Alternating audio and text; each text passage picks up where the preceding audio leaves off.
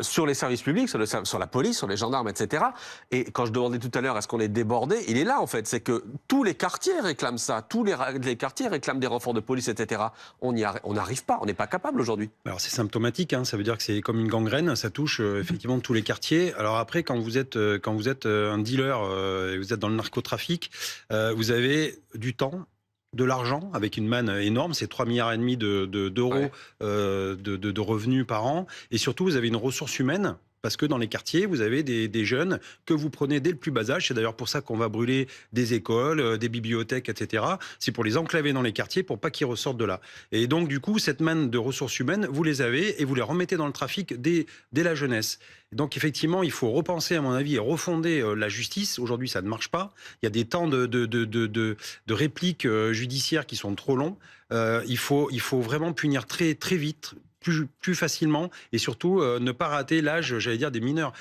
Tout se joue effectivement vers entre 10 et 14, 15 ans. Après, vous tombez dans la délinquance et c'est terminé, on vous rattrape d'ailleurs. Mais En Laurent, fait, on a trop fait, on a trop acheté justement la paix publique à une époque où on laissait des quartiers, fallait surtout pas mettre le pied dedans et les maires aussi à l'époque. Alors je pointe pas le maire d'hier, hein, mais il y a des mairies effectivement qui disaient aux commissaires, surtout n'allez pas dans tel et tel quartier. Moi, il y a les élections bientôt, j'ai pas envie faut pas remuer tout ça, quoi. ouais, faut pas remuer tout ça, ça se passe bien, etc. Et aujourd'hui, on paye la note.